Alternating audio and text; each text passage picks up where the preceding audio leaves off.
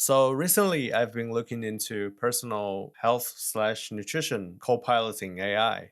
In the previous video, I looked at a recent work by a team at Microsoft building an AI diagnosing system, and they call it the path towards medical superintelligence. After looking at that paper, I had this naive idea. The system is pretty simple. It's just connecting LLMs to some credible sources and adding some structured agentic flows. It sounds pretty easy. So maybe I should just vibe code a side project of a personal health coaching system and turn it into a product. Then I quickly realized how complex actually building such a system can be, especially when you want to turn this into an actual product that other people can actually use in practice. For example, first of all, before even starting to write any code, you need to start from understanding the use cases. You need user data, you need to analyze data. So it turns out that it's going to be a very long and strenuous process. Luckily, a team at Google has just gone through the whole process and documented the process into this paper, The Anatomy of a Personal Health Agent. So recently, Google published this gigantic paper. Yes, the reason why it's so long is because the research team did it all. From gathering data to building use cases to evaluating each component slash sub-agent to doing end-to-end evaluations, including hiring actual humans for the evaluation works. So you look at the landing page and you might think that it's just another multi-agent setup. All you need to do is just prompt the LLM differently and connecting the outputs. There's nothing new here. But again, there is much more to it. So what do we need to build a practical multi-agent system for health? Well, here's a quick list of things this research team did in order. They collected real-world data to summarize use cases in the health domain. They defined three distinct types of expertise to cover all the use cases. Each type corresponds to a sub-agent. They define a list of aspects each sub-agent should be evaluated on. They designed an evaluation pipeline for each aspect. The pipelines may include defining and collecting the data for evaluation, managing logistics of coordinating human evaluators, building LLM judges, defining key metrics, etc. 5. They actually design and build each subagent. They had to run evaluations and analyze results. They then designed a multi-agent framework to orchestrate all the subagents. They then design an end-to-end evaluation pipeline for the overall multi-agent framework.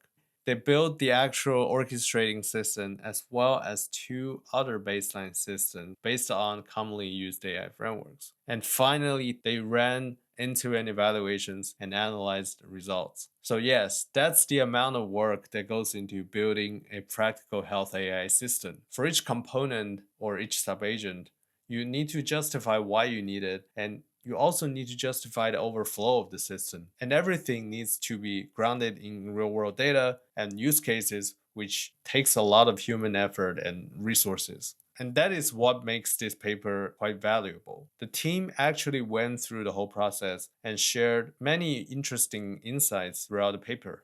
This Google work includes a couple of components missing from the previous Microsoft paper I covered. This includes the use of external data during the process of diagnosis and inclusion of multimodal data, in particular time series data from wearable devices. There are differences in focus and depth, but the framework laid out in the Google paper is roughly a superset of the Microsoft one in terms of scope and feature set. The Microsoft work focuses exclusively on making an AI that diagnoses accurately based on iterative user conversations and lab results. This Google framework includes not just diagnosis part, but also other components. So let's go over some of the most interesting parts of the paper. It's a personal health agent that is able to reason about multimodal personal health data. So first, what they did was analyzing use cases. Before building the system, obviously you want to understand the problems the system will solve. Now, what is the real world data they use? As it's written here, consumer health queries from Google Search and the Fitbit community. Yes, they have access to these valuable data sources because the research team is from Google. Not many teams in the world have the privilege to conduct this kind of research, which definitely makes this work unique.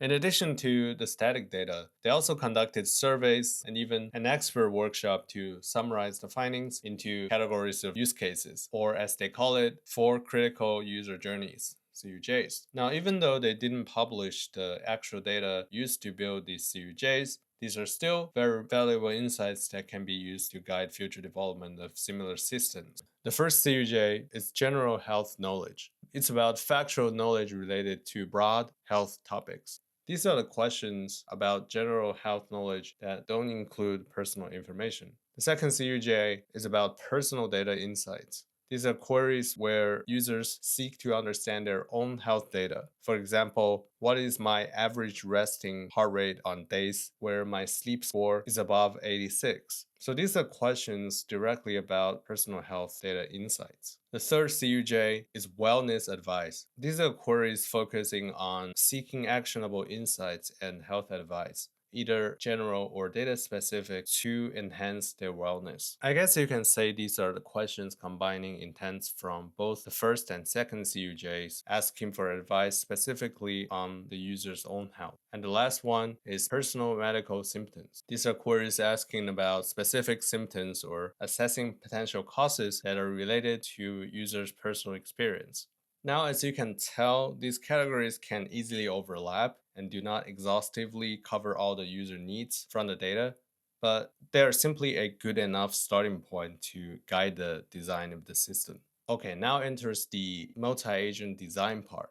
It's not hard to see that to cover the above use cases, you need multiple different skill sets. So a multi-agent system fits naturally. Remember, the motivations of adopting a multi-agent system is so that each agent can focus on a specific task, having its own prompts, flow, memory, etc. The paper also links to the connection to cognitive science behind the design, which you can read more if interested.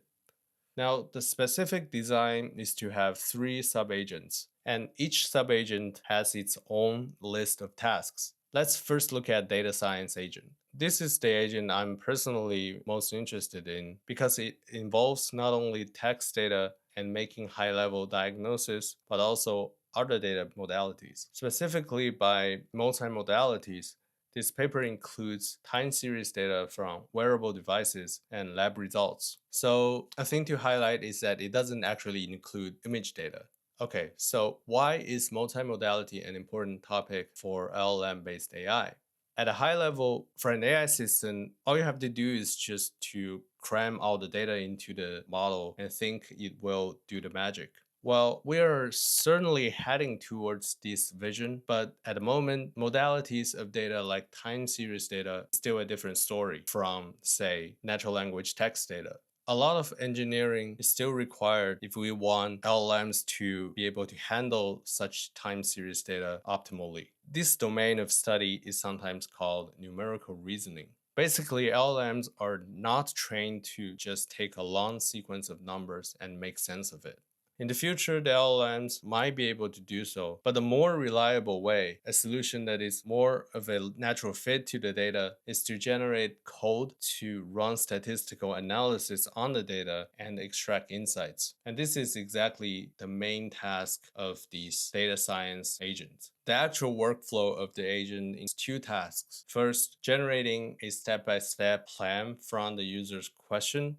Second, generate Python code that is executed to output numerical results. They have this rather extensive prompting and multi-step process for the planning task, which is probably the main reason why the agent outperforms the baseline model during evals, as we'll see next. So what kind of coding and statistical analysis can the agent perform? This includes basics like setting time windows, applying filters to data, aggregating by time frames, comparing different sets of data, checking data sufficiencies, etc. For example, for a question like, do I get more deep sleep on the days that I am more active? The agent should be able to generate code that goes through data related to sleep and exercise, filter the data by time windows, and compute metrics like average deep sleep minutes. For evaluations, They did use an LLM judge or an autorater to compare the agent's output against a single model called baseline. Well, for the planning part, essentially what I did was applying this test time scaling technique by using specialized prompts and having a multi-step process. So it's no surprise that the agent was able to outperform the baseline. Specifically, the agent was significantly better at a metric called data availability check. It shows that it does help to explicitly ask the LLM to check for missing information, which is a piece of helpful insight in general.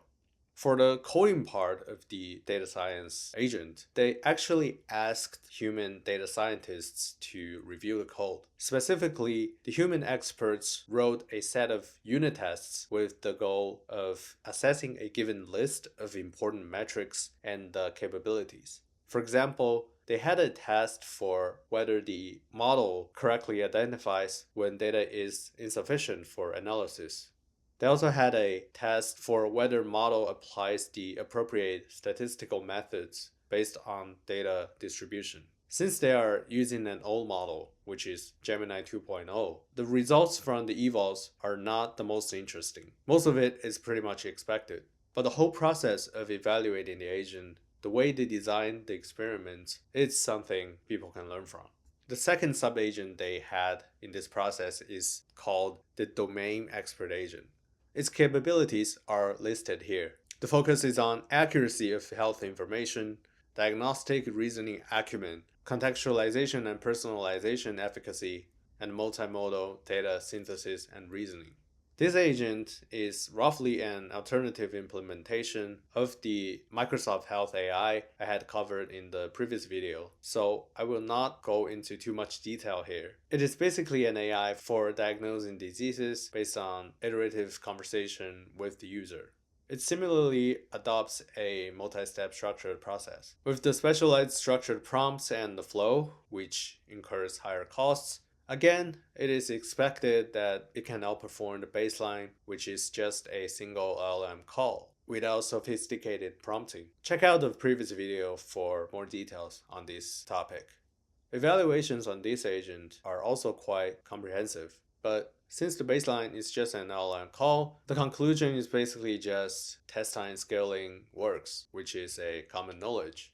Now, I do want to highlight one additional component in this agent relative to the Microsoft one, the integration of external health knowledge. So this agent is able to choose actions from a set of tools that include querying sources from, for example, web search via Google, the NCBI API, and the Data Commons API. And based on reasoning from the previous step, the agent chooses the most suitable investigations by selecting the appropriate tool to execute its plan. For example, querying Data Commons for population statistics or NCBI for medical studies. While details aren't discussed extensively, perhaps because external data itself is a vast topic with many rabbit holes, we do know that this is a retrieval augmented system and can get some insights into the types of data it actually used. The third subagent is the health coach agent. This is another text generation agent with a focus on some more subjective aspects of providing health advice, which you can tell by the list of capabilities here. It's quite interesting that this is the agent that has the most complex structured flow, with many heuristics and rules, and also a memory module. Take a deeper look if you're interested in a highly specialized flow for a conversational coaching AI. For evaluations, they hired human evaluators to rate the model outputs. Again, the agent outperformed the baseline in most cases. Well, because it is literally prompted to do the things it is evaluated on, whereas the prompt for the baseline model is way more generic. Finally, the orchestrating part to stitch all the subagents together, the multi-agent framework. At a high level, the orchestrator decomposes the user query into specific targeted subqueries and assigns a main agent for answering the user's question. It can also optionally assign supporting agents, again from the above three agents, to help with the main agent. And the whole process is an iterative one, meaning that the system will reflect on the output and do self-refinement if necessary before returning the final answer. For the end-to-end evaluations of the entire multi-agent system, the evaluations are again done by humans, including both end users and health experts. This reflects a key point that the paper kept emphasizing throughout. The goal of the system is not to replace human doctors. It is for connecting or bringing the general public closer to credible health information. So it needs feedback from both the users and health experts. So what are the takeaways from this paper? First of all, building an AI doctor that is actually useful and trustworthy is a lot of work. It is way more than just prompting the LLM differently many times and somehow merging the outputs. You'll need a multi-agent system that can properly break down the complex tasks of clinical conversations into smaller and more manageable ones with specialized sub-agents. And you will need to evaluate both the individual components as well as the entire system end to end. And good evaluations require hiring of real people, adding to the building costs. And throughout the process, you need a lot of high quality data to power each step. And yet, despite all these efforts, the system is still not perfect. Again, one thing to highlight is that the experiments in this paper are all based on the Gemini 2.0 model, which is like an ancient model now. Some may ask, do we really need a complex system like this? Wouldn't the LLMs just become so good in the future that it can just one-shot any complex questions or tasks? That is a fair question. And in fact, I think there's a decent chance that LLMs can actually reach that level of capability in the near future. However, I would argue that we still need a structured system like this. In other words, we still need to apply this kind of explicit test time scaling techniques. First is for the transparency and the interpretability. More on this in my previous video. Second is that test time scaling techniques are likely going to keep being relevant in the near future, especially if the trend is to use smaller and more specialized LLM models for such systems. We're not sure how test time scaling will keep working for the giant models, to be honest, but many research works have already shown its effectiveness for the smaller ones. Okay, so what did we gain from this paper? Is there anything useful or better actionable to take away? Well, it is a rather comprehensive blueprint for everything it takes to build a practical multi-agent health AI. That is something we can learn from. It shows test time scaling works in practice with both human and LLM judge evaluations. I think there's an important mindset change that is worth highlighting.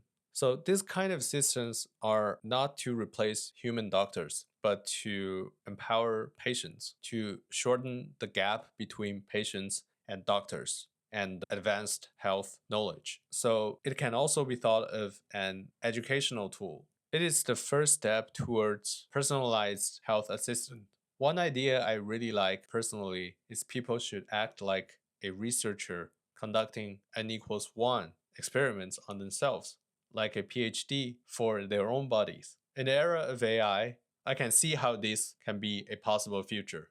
Tell me about what you think about this paper. Any aspects or related topics you want me to cover in the next videos. Let me know in the comments below.